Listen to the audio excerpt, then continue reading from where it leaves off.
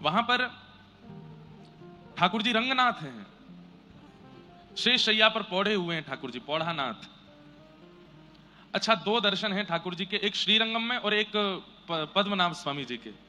दोनों में अंतर क्या है? श्री रंगनाथ भगवान जो हैं वो पौड़े हैं भुजा की टेक लगा करके, और पद्मनाभ स्वामी जो हैं वो सीधे पौड़े हैं और भुजा रखी है शिव जी के, शिवलिंग के ऊपर। वो सुंदर दर्शन है। दक्षिण भारतीयों के पास में एक बहुत सुंदर एक ये निधि है आप लोगों की, कि यहां पर ऐसे ऐसे दिव्य देश हैं। और श्री रंगनाथ भगवान जो श्रीरंगम में विराजमान हैं, ये राम जी के इष्ट हैं। ये अयोध्या से आए हैं ठाकुर जी। यहां पर देवताओं के सेव्य ठाकुर जी थे रंगनाथ भगवान। सब लोग ध्यान से सुनिए। देवता इनकी पूजा करते थे। तब दशरथ जी ने किसी देवासुर संग्राम में देवताओं का साथ दिया, तो देवताओं ने प्रशंसा करके कहा, दशरथ जी आप चाहो तो कुछ मांग लीजिए। तो दशरथ जी ने कहा, देना चाहते हैं तो एक ही वस्तु दीजिए। बोले, क्या? आपके सेव्य ठाकुर जी हमको दे दो। तब श्री रंगनाथ भगवान देवताओं ने दशरथ जी को दिए और वही अयोध्या में विराजमान हो गए। जब लंका पर विजय करके, रावण के ऊपर विजय करके राम जी वापस लौट करके गए, तो विभीषण जी जब राज्याभिषेक में आए तो भगवान विभीषण से प्रसन्न होकर बोले, विभीषण कुछ मांगो, क्या चाहिए? तब विभीषण जी बोले, प्रभु आप अयोध्या में राज्याभिषेक करवा लिए, अब आप लंका में आके भी राज्याभिषेक करवा लो, वहां मुख्य अपना गद्दी विराजमान करो, लंका के अधिपति आप ही रहो। ठाकुर जी बोले, हम अयोध्या छोड़ करके तो नहीं जाएंगे। तो बोले, फिर मैं आपके दर्शन के बिना रह नहीं पाऊंगा, नित्य आपका दर्शन हो ऐसी कोई विधा दे दो। तब दृष्टि पड़ी रंगनाथ भगवान पर, तो विभीषण जी ने कहा, इनको हमें दे दो, ये आप जैसे ही हैं। ठाकुर जी बोले, ये हमारे सेव्य ठाकुर जी हैं, घर के ठाकुर जी हैं। बोले, नहीं नाथ, अब यही दे दो। तब भगवान ने कहा, ठीक है, इनको ले जाओ। रंगनाथ भगवान को लेकर के जैसे विभीषण दक्षिण लंका में जा रहा था, किसी समय कावेरी मैया को भगवान ने वरदान दिया था कि हम गंगा के तट पर विराज गए, यमुना के तट पर विराज गए, सरजू जी के तट पे आ गए। कावेरी ने कहा, मेरे तट पर कब आओगे? तब भगवान ने कहा, एक समय आएगा हम तुम्हारे तट पर आएंगे। और जैसे ही विभीषण लंका की ओर लेके जा रहे थे ठाकुर जी को, उसी समय कावेरी के तट से जब निकले, विभीषण जी को एक आवश्यक क्रिया के लिए जाना पड़ा।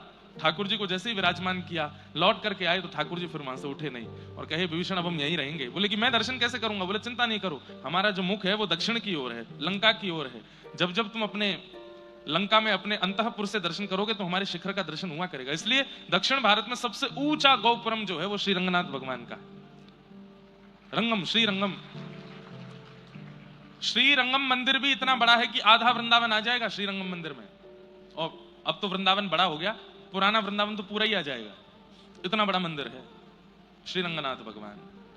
तो विभीषण की ओर मुख करके, लंका की ओर मुख करके रंगनाथ प्रभु विराजमान हो गए। और आज भी विभीषण कहते हैं कि लंका से ही दर्शन करता है श्री रंगनाथ भगवान का।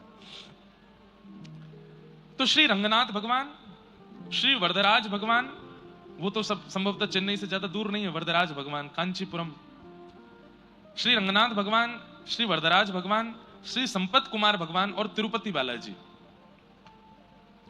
तिरुपति बालाजी लोग बाग कहने लगे, परंतु वास्तव में उनका मूल नाम तो वेंकटेश भगवान है। भूदेवी, श्रीदेवी, पद्मावती, तिरुपति, इसलिए उन्हें तिरुपति कहा गया। तो इन चारों से रामानुज स्वामी जी के चार संबंध हैं।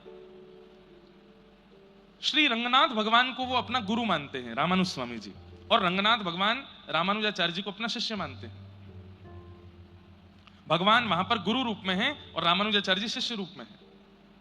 कांचीपुरम वरदराज भगवान, इनके प्रति रामानुजाचार्य जी का पिता का भाव है। वहां भगवान पिता हैं और रामानुजाचार्य जी पुत्र हैं। एक ही ठाकुर जी हैं लेकिन अलग अलग विधा में हैं।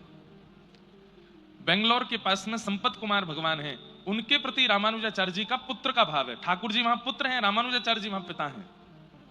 और श्री तिरुपति बालाजी शिष्य हैं और रामानुजाचार्य जी वहां गुरु हैं।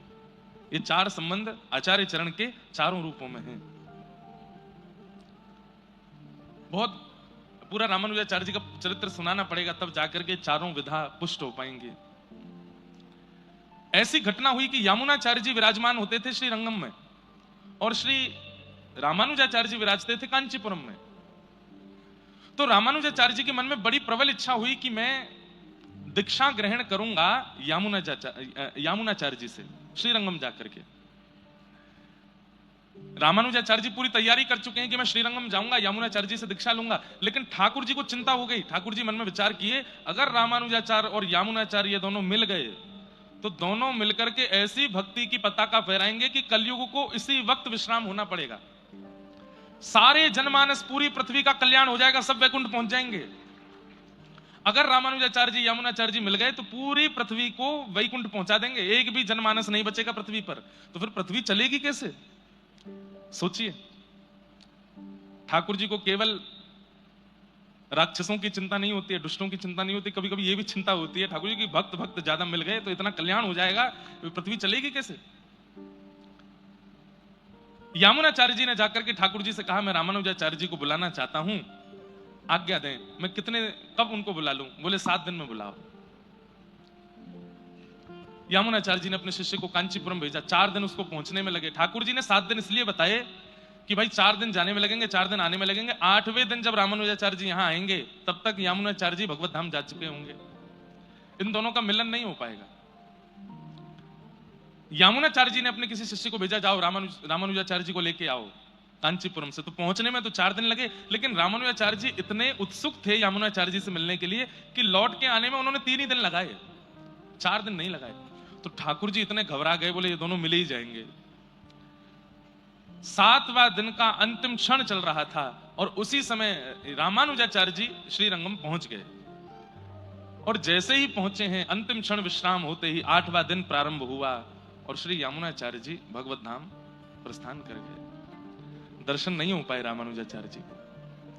इतना रोए रामानुजाचार्य जी कि मैं जिन गुरु के लिए तड़प रहा था उनके अंतिम दर्शन हो रहे हैं मुझे, उनका साक्षात्कार नहीं कर पाया मैं। तब ऐसा कहते हैं कि यमुनाचार्य जी की जब पधारे तो उनकी हाथ ऐसा था, 3 उंगली उन्होंने बंद कर ली अपनी, उन 3 उंगलियों से 3 आज्ञा की उन्होंने मानो रामानुजाचार्य जी को।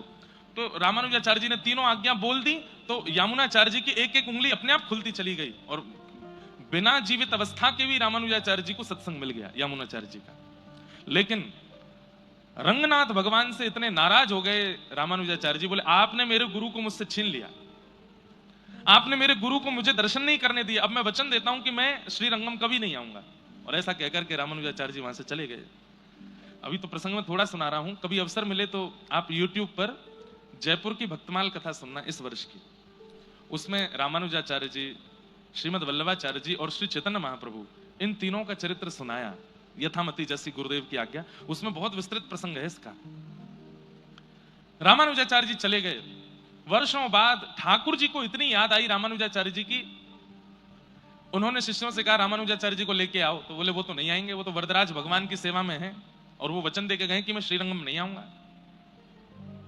तब रंगनाथ भगवान, अब देखो एक ही भगवान है, वही नारायण श्रीरंगम में, वही नारायण कांचीपुरम में, वही नारायण तिरुपति में, वही नारायण संपत कुमार है, लेकिन अलग अलग जगह पर बैठे हैं तो अलग अलग लीला कर रहे हैं। तो श्री रंगनाथ भगवान शिष्यों से कहते हैं कि तुम कांचीपुरम जाओ और कांचीपुरम में जो मेरा स्वरूप विराजमान है उसको संगीत बहुत प्रिय है। वहां के एक आचार्य हैं, उनके पुत्र बहुत अच्छा संगीत करते हैं, उनके द्वारा संगीत कराओ और संगीत का जब गायन वादन होगा तब मेरा वो स्वरूप प्रसन्न होकर के कहेगा वरदान मांगो, तब वरदान के रूप में रामानुजाचार्य जी को मांग के ले आना।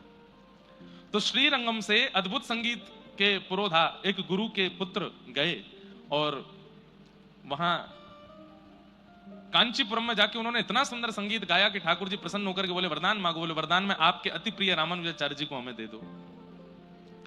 तब वरदराज भगवान ने रामानुजाचार्य जी को कहा कि मैंने वरदान में तुमको दिया है, अब तुम श्रीरंगम जाओ। तब आचार्य चरण श्रीरंगम आए। ठाकुर जी नृत्य करने लगे जब रामानुजाचार्य जी श्रीरंगम आए हैं। अद्भुत लीला है, अद्भुत कथा है। तो श्री रंगनाथ भगवान रामानुजाचार्य जी के गुरु हैं, वरदराज भगवान रामानुजाचार्य जी के पिता हैं, संपत कुमार भगवान रामानुजाचार्य जी के पुत्र हैं और तिरुपति बालाजी ये रामानुजाचार्य जी के शिष्य हैं। हमारे गुरु भाई हैं तिरुपति बालाजी, हम भी रामानुजी वैष्णव हैं। तो जब जाते हैं तो तिरुपति बालाजी को प्रणाम करते कहते हैं गुरु भाई आप ठीक हैं, आनंद में हैं? क्यों, एक ही परंपरा है। तो ऐसा ये पूरा परंपरा और ऐसी ये पूरी पद्धति है, अद्भुत है। उसका अति विस्तार नहीं करूंगा, पर दक्षिण भारत के पास ये जो पृथ्वी के वैकुंठ हैं आप लोगों को जाना चाहिए। हम तो बहुत दूर रहते हैं दक्षिण से, साल में एक बार आते हैं दर्शन करने के लिए, पर आप लोग यहीं रहते हो। आप लोगों के लिए तिरुपति बालाजी ही वृंदावन है, आप लोगों के लिए कांचीपुरम ही गोवर्धन है, आप लोगों के लिए पद्मनाभ स्वामी यही श्री यमुना जी हैं। ये संपूर्ण व्रजमंडल के रूप में ही आप यहाँ दिव्य देशों के दर्शन कर लिया करो, ये अद्भुत है।